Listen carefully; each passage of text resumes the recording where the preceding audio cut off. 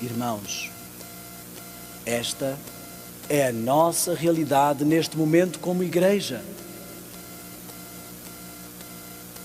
Estamos na fase em que o nosso nome vai passar. Eu quero ler um texto, também não está ali, eu quero lê-lo. Vocês não vão poder acompanhar, mas eu quero que ouçam com atenção.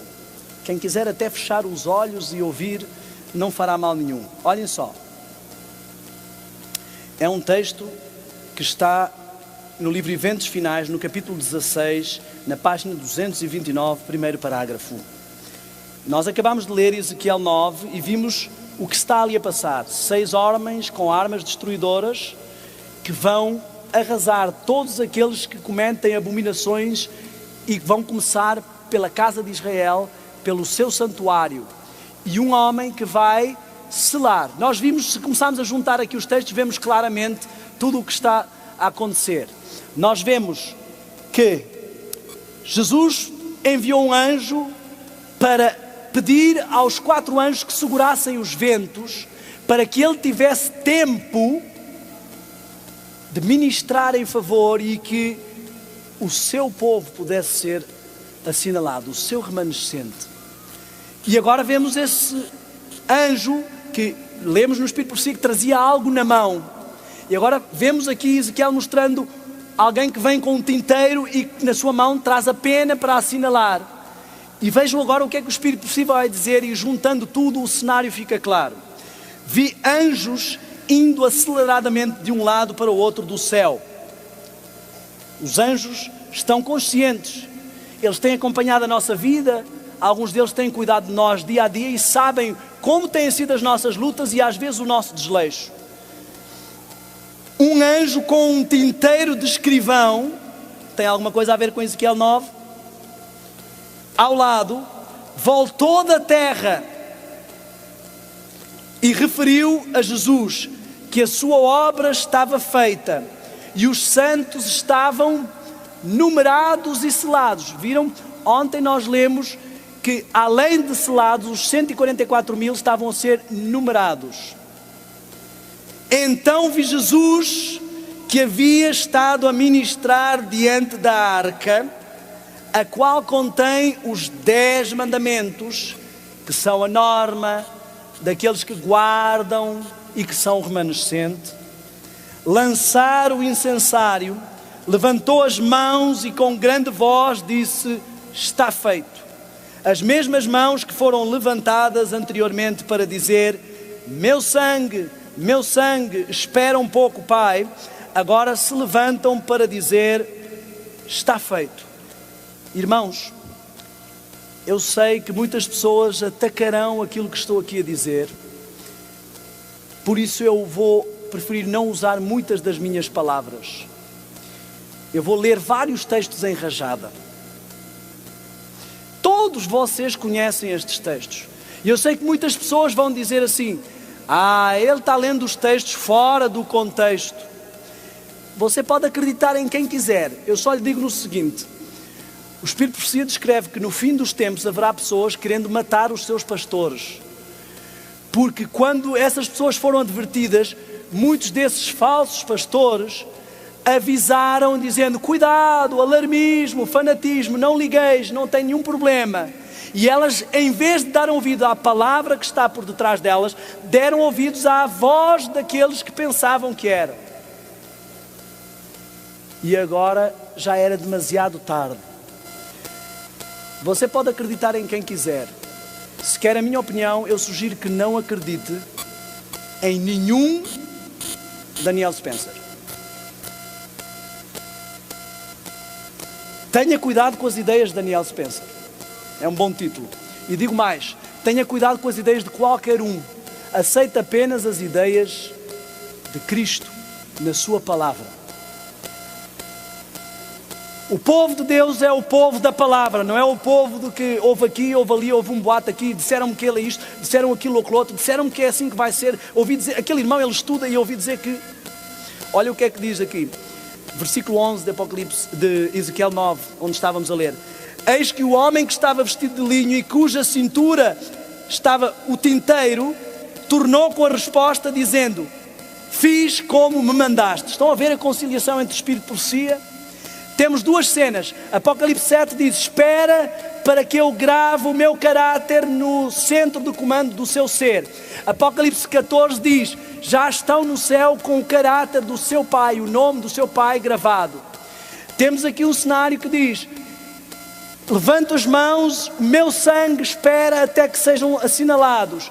Temos um cenário que diz: levanto as mãos, está feito. Temos um cenário que diz: vai e sela todos os que choram e gemem na minha casa. Temos um cenário que diz: fui e fiz como disseste. Nós estamos exatamente no meio deste cenário. O Senhor está dando as últimas graças e misericórdias ao seu povo. Eu quero ser um pouco mais direto para não ficar como qualquer sermão. Eu não estou a querer ser literalista, mas eu não posso deixar de reconhecer o que é a realidade. Algumas pessoas, como disse o pastor Walter Feito uma vez, algumas pessoas podem dizer que Jesus dizer eu sou o Filho de Deus é arrogância, mas se isso é verdade, o que é que ele pode dizer? E eu poderia dizer assim: é melhor eu não dizer isto porque vão dizer que eu estou a ser alarmista, ou quer dizer, mas se isso é a verdade, o que é que eu posso dizer? E eu quero dizer-vos realmente a verdade. Neste momento, como povo, estamos a qualquer momento para passar os nossos nomes pelo juízo. E neste momento, como povo, Deus está a dar ao seu povo um compasso de espera. Como o homem que a Sara contou, nós neste momento vemos os olhos dos leões brilhar. E só conseguirá passar pela cova, pelo vale da sombra da morte, pela cova dos leões, aquele que tiver ao seu lado o Senhor. Qualquer outro será devorado pelas pragas, pelas armas destruidoras. Eu quero ser bem direto, irmãos. Qualquer um que rejeitar aquilo que diz o testemunho de Jesus sobre a alimentação sofrerá os mesmos males e as mesmas doenças que os outros quando vierem as pragas e os resultados de consumir todas as carnes contaminadas do Egito. Qualquer um que quiser desrespeitar os conselhos que o Senhor dá sobre Bíblia, Espírito, profecia, a sua palavra, sobre santificação, sobre vitória sobre o pecado, sofrerá as penas e será, como disse o texto de ontem, achado tão sem Deus e tão entregue ao pecado como qualquer pecador comum. Vamos ler aqui vários textos. Eu gostaria de fazer uma oração antes de os ler. Eu vou ler vários textos em rajada e com isto vamos concluir esta manhã. Pai Santo, Senhor, eu quero neste momento interceder, em primeiro lugar por mim, Senhor, porque eu sei que não sou digno nem estou pronto para tudo aquilo que temos diante de nós. Em segundo lugar, pela minha família, Senhor, tantas dificuldades temos enfrentado, precisamos realmente estar consagrados a Ti. Por favor, opera com poder. E em terceiro lugar, pela minha família e os meus irmãos de igreja, os que estamos aqui e os que estão espalhados à face da terra. Eu quero neste momento interceder por aqueles que têm resistido, como Efraim, por aqueles que têm criticado, como Dan, e por todos aqueles que têm se esforçado por caminhar pelo caminho estreito e têm tido dificuldade. Por favor, Senhor, tem misericórdia, desperta o nosso coração, desperta as nossas mentes, desperta os nossos filhos, desperta os nossos irmãos, desperta os nossos pais e familiares, desperta a nossa igreja, Senhor. Por favor, ajuda-nos a entender que Tu nos estás a dar os avisos, ajuda-nos a não fazer como o povo que rejeitou Noé e o chamou de louco porque a mensagem não fazia sentido, porque era impossível chover. Senhor, eu neste momento quero pedir que me dês muita sabedoria e clarividência e muita humildade e consciência em compenetração para expressar cada texto, não de forma vã e fútil, mas de forma clara.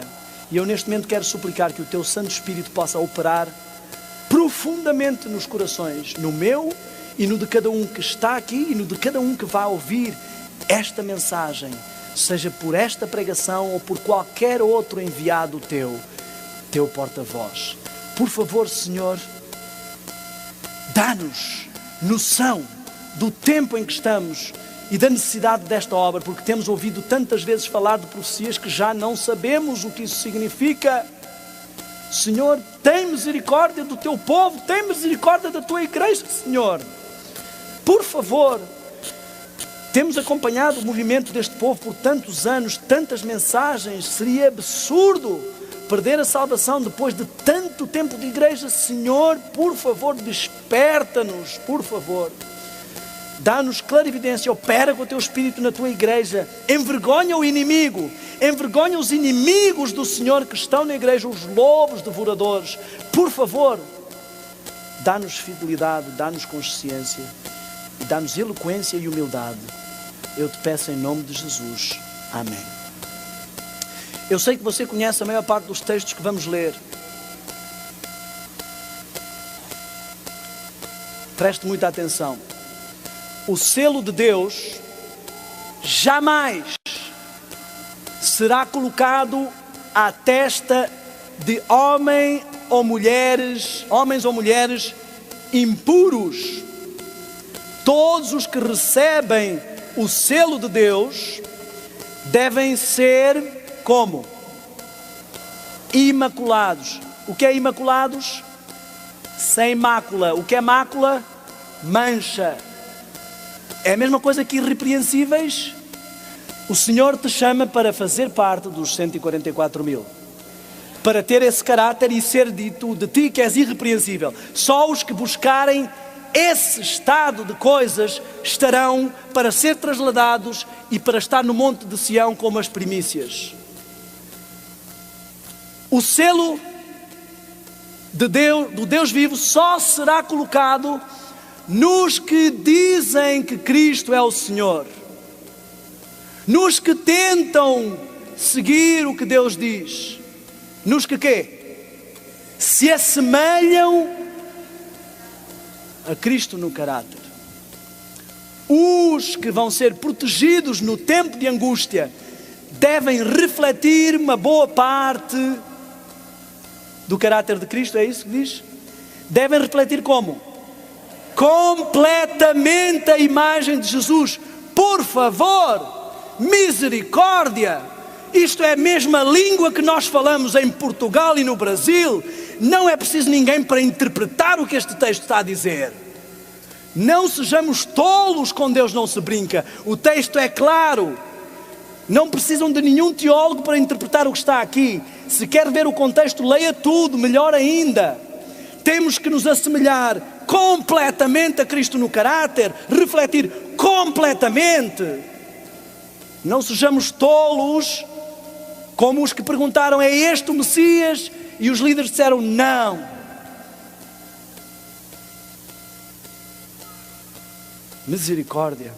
Nenhum de nós jamais receberá o selo de Deus enquanto o caráter tiver uma nódoa ou mácula sequer. Ela não está a fazer aqui nenhuma profecia, isto não são símbolos. Ela está a descrever o que viu em visão, é o futuro. Irmão, eu quero que você pense neste momento nos seus defeitos, enquanto eu penso nos meus. Você tem ideia do que isto significa? Isto é impossível. Aquilo que ao homem é impossível, só a Deus é possível. E a menos que nos humilhemos seriamente perante o Senhor, sabem, as pessoas são salvas pela fé, não pelas obras. Todas as pessoas que não têm fé suficiente para crer que o Senhor pode operar as obras se perderão. Porque não têm fé. Somos salvos pela fé. A fé não é o que é possível. Alguns já vi pregarem dizendo assim, você já viu alguém que nunca peque? Você já viu chover? Foi o que disseram no dilúvio. Você já viu alguém ressuscitar um morto? Isso não é fé. Fé do que se vê não interessa. Fé é crer nas coisas que não se veem, que não parecem possíveis. Não me parece possível, olha, honestamente irmãos, quando eu penso em refletir completamente o caráter de Deus e não ter nenhuma nódoa sequer no meu caráter, eu sinceramente digo, Senhor, aumenta a minha fé.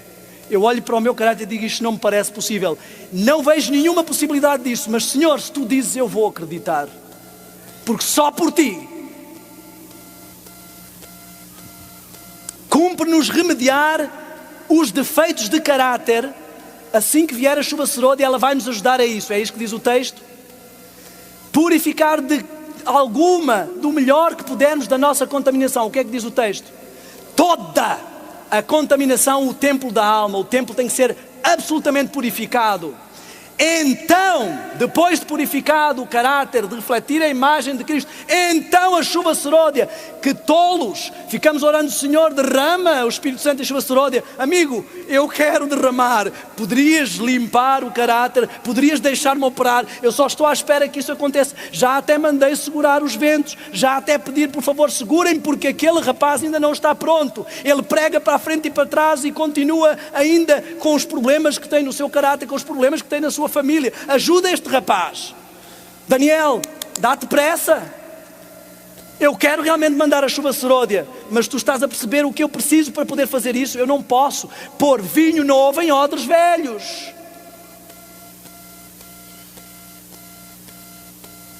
Então a chuva serôdia cairá sobre nós como caiu a temporã, só depois de remediarmos os defeitos de caráter. Sem mim não podeis fazer muita coisa, diz o texto. Como é que diz? Nada. Nós só não estamos ainda nesta condição porque ainda acreditamos que podemos fazer alguma coisa. Se já tivéssemos percebido que não podemos fazer nada, já tínhamos nos agarrado às vestes da justiça de Cristo, como Jacó, desesperados. Eu quero dizer-vos uma coisa, muita gente olha para o futuro, para o tempo da angústia e para a angústia de Jacó, mas eu quero dizer, quem não se angustia agora, quem não chora e geme pelas abominações que se passam agora, toda a alma que não se afligir agora, não chegará a esse ponto. Eu quero dizer-vos, irmãos, desculpem, não quero ser negativista e alarmista. A graça do Senhor nos manterá a alegria mesmo em meio a estas dificuldades. Eu vou tomar um tempinho mais porque eu quero dizer algumas coisas. Mas eu quero que entendamos o seguinte: desde agora até a vinda de Cristo, você e eu, se quisermos ser o povo de Deus, não teremos descanso. Estaremos a afligir-nos por causa dos nossos defeitos de caráter, das nuvens negras que os anjos maus trazem sobre nós, da confissão do nosso pecado, das abominações e apostasia que se comete na nossa igreja, que vão avançar, tomar conta, riscar-nos, cortar-nos, mandar-nos para todo lado, taxar-nos, dar-nos mau nome. A Bíblia diz que, o Espírito Santo, aliás, diz que não devemos estar tão preocupados com o nosso caráter a ponto de que isso nos atrapalhe em fazer aquilo que o Senhor nos diz. Aquele que não estiver disposto a ser mal falado e quiser manter o seu status, não conseguirá fazer isto. Estaremos afligidos com estas coisas, depois vamos estar afligidos com o mundo todo, reconhecendo direitos humanos, avançando, e nós sendo considerados fanáticos, quadrados, que não aceitam o gay porque têm mente fechada, que não aceitam isto e aquilo outro, não comem, não fazem, vestem assim, os quadrados. E depois daí vamos passar a aflição pelo decreto dominical e a aflição da perseguição, e não vai ser só uma igrejinha, não vai ser só um bando de apostatados numa igreja, não, vai ser um mundo inteiro, e nós sozinhos. E a angústia vai ser tal como nunca houve, a tal ponto que Miguel diz: basta, e se levanta em favor do seu povo.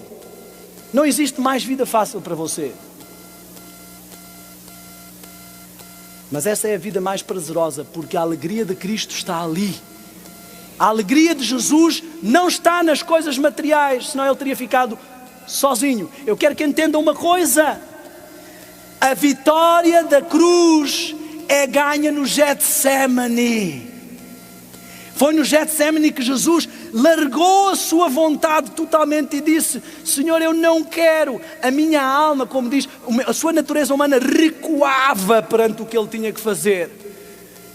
Era desesperante, era uma obra demasiado grande para ele. Mas foi naquele momento que ele disse: não se faça a minha vontade, mas a tua. Primeiro o eu morre no Getsemane e só depois ele pode ser crucificado com Cristo. A agonia da cruz poderemos compará-la aos que estão ali na angústia de Jacó. Pai, por que me abandonaste? Ele se sente sozinho. Mas precisamos agora, nesta fase, afligir as nossas almas no Yom Kippur, no Getsemane, render o eu e a nossa vontade para chegar a esse momento. A Bíblia é tão clara, todos os símbolos que temos desprezado dizem tudo. Eu tenho que continuar.